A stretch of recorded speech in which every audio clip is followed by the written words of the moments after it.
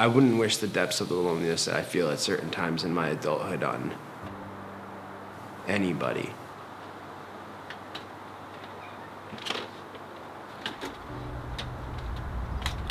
As silence and the loneliness weighs so heavily on me now as an adult because it brings back floods of memories of just the isolation I felt growing up as a kid in the foster care system, and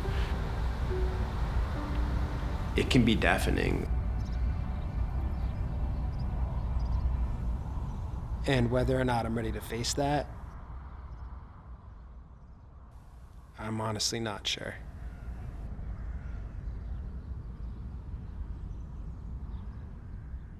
You guys got 10 seconds.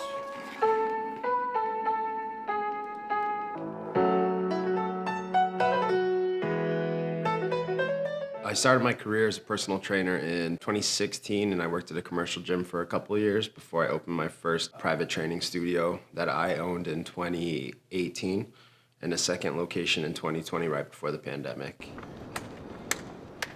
When I was 2 years old, I was removed from my parents' care and placed into Child Protective Services.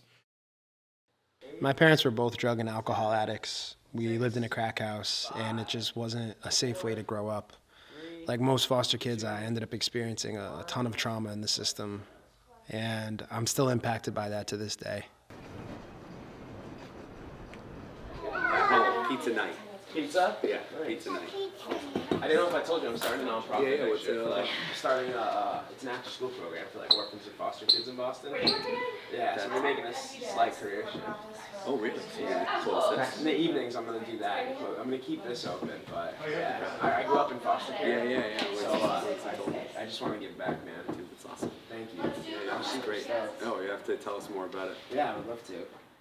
I like your shoes. Oh my god. All right, come on, guys. Let's go. Let Jesse work. Bye, guys. Have a great day. I'll get shoes. Little brother's a taker. Good, guys. Okay, bye. Bye. Have a great day. I love the connections with people. I think for me, like growing up in foster care, I didn't feel very important and I didn't feel very wanted or needed. And when I started as a personal trainer, I did really, really well. And it gave me a sense of like purpose, and it gave me a sense of, I felt good about myself for the first time ever.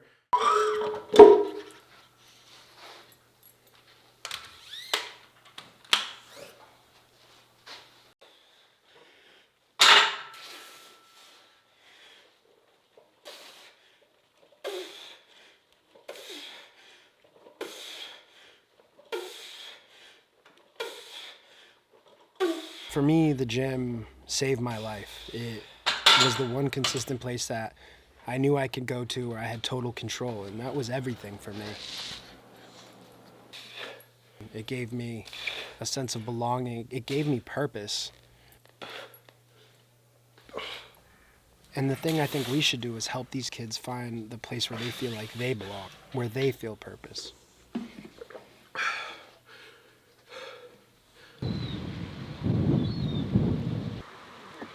What? We're here. This isn't how I expected this to go. Obviously. I don't care. All right, you want to go down there? Wherever you want to go. We just want to talk for like, I'm only here for like 24 more hours. We're just trying to capture content. We'll go down there. I'll change into not gym clothes. Okay. Because, you know, I had to do some lunges today. Oh, I like you. Josh is hands down the most important person in my life because he was the one person that was there for me. He played the role for me that I'm trying to play for these kids. And so I'm really happy to see him. I'm really happy to see him.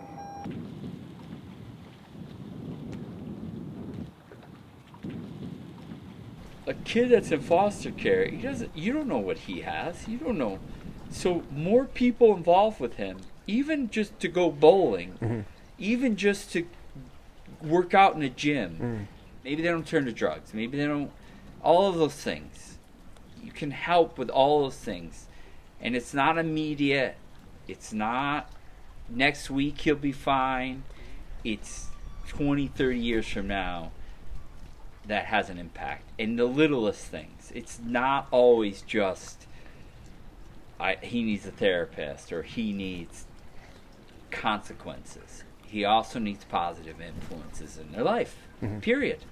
It's easy to say, pick yourself up by your bootstraps. But if you've never seen anybody who's picked themselves up by the bootstraps, you don't know that that's really possible. Yeah. Right? Yeah. That was one of the biggest impacts, I think. And I think one of the reasons why our relationship was so impactful on me is because I knew you hadn't had a picture-perfect life either.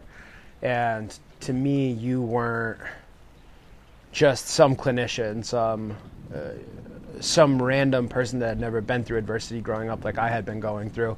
And so I looked up to you and I respected you and I admired you and I wanted to be like you. And I saw your beautiful wife and I saw your house near the water and I saw these things. I realized that is possible for someone who comes from less than ideal circumstances.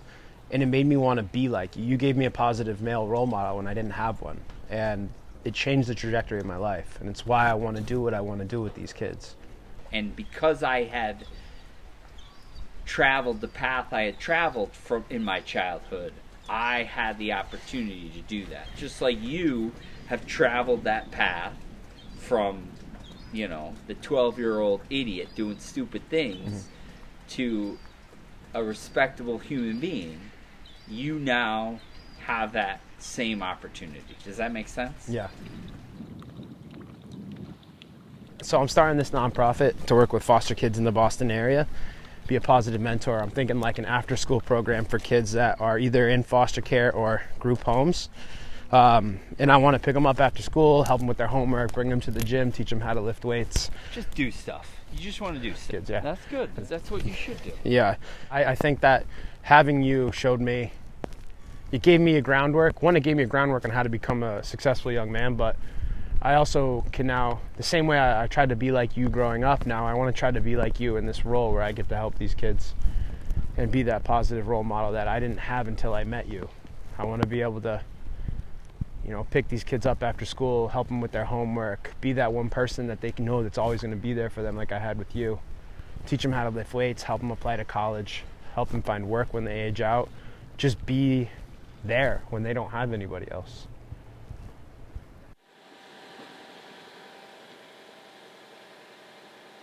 One night, I remember being in the group home, and I had been waiting, at this location. I was supposed to be there. I was told by my caseworker I was going to only be there for 2 weeks, and I had ended up being like over 6 months. And I remember I would call my caseworker like day after day, like, hey, have you found a family for me? Have you found a family for me? Like, have you found anybody that wants me? And I remember she kept telling me, like, no, but we're working on it. Like, we're doing everything we can. Like, we're doing everything we can. And I'm like, okay. And I remember one day she showed up with the man. And I was so excited because I thought they had, like, finally found me a dad. And I remember, like, going up to them and just being, like, overjoyed to meet this person. And I remember, her looking at me and being like, this is Fran. And I remember being like, hi, Fran, I'm so, like, nice to meet you. And just feeling, like, so relieved. And she looks at me and she goes, I'm actually going to be leaving. Fran's going to be your new caseworker. And I just remember, like, how horrible that felt.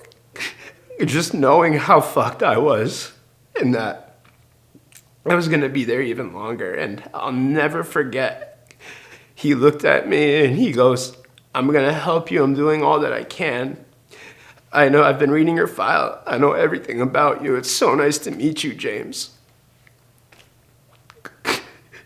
And I just said, my name's not James.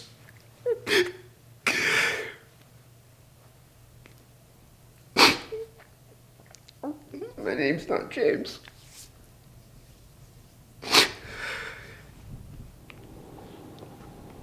Starting route to Children's Center of Hamden. At the next light, turn left. So I'm on my way to the Hamden Children's Center. I'm feeling really nervous. I haven't been there since I was a teenager. I remember going to bed hungry a lot. I remember crying myself to sleep a lot. I remember just wanting to not be here anymore. was probably the worst time of my life, one of the worst times of my life. And I don't feel as vulnerable now, but I still feel like little Jesse inside, really nervous as we're driving around here right now.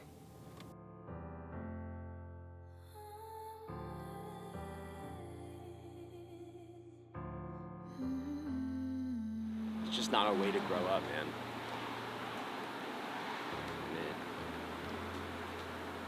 It sucks that kids have to live like that.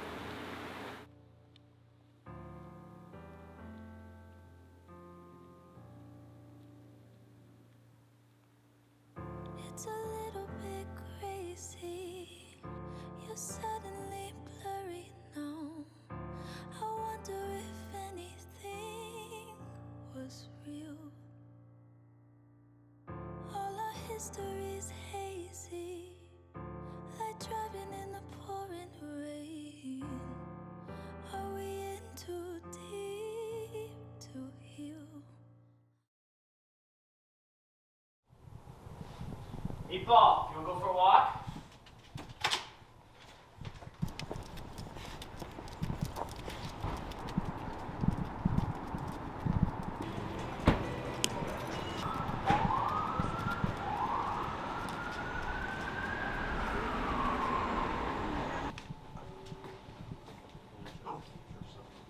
You like that?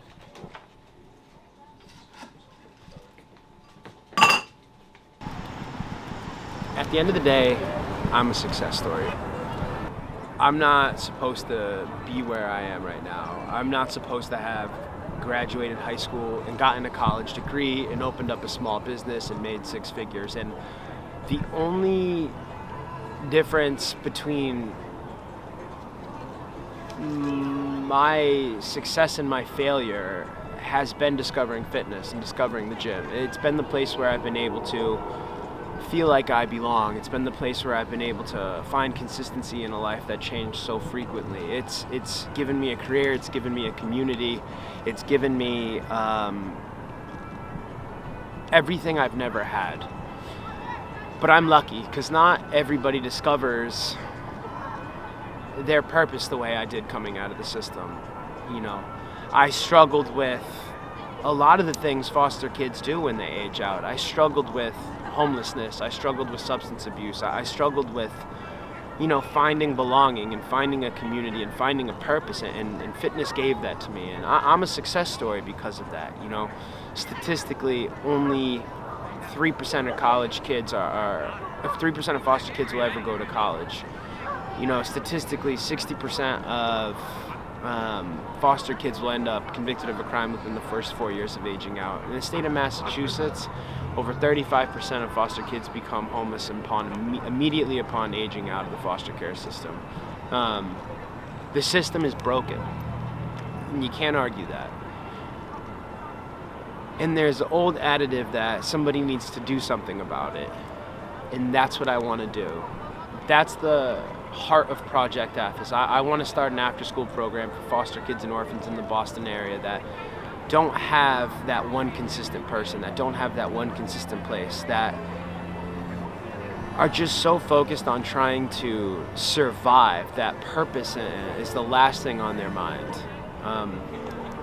For me, I found that through fitness, and if I can share that with even just one kid going through what I've gone through in my life, that to me is everything. That to me means more than anything I could do as a personal trainer. And I feel like I can do it. I feel like I'm equipped for that. I have a college degree. I have years in social work. I have years of experience in the field, but more importantly is I have that lived experience. I am one of those rare success stories. I am the anomaly. And I know I wouldn't have been there if it weren't for my mentor and if it weren't for the discovery of fitness. And so I'm very blessed, despite everything I've been through.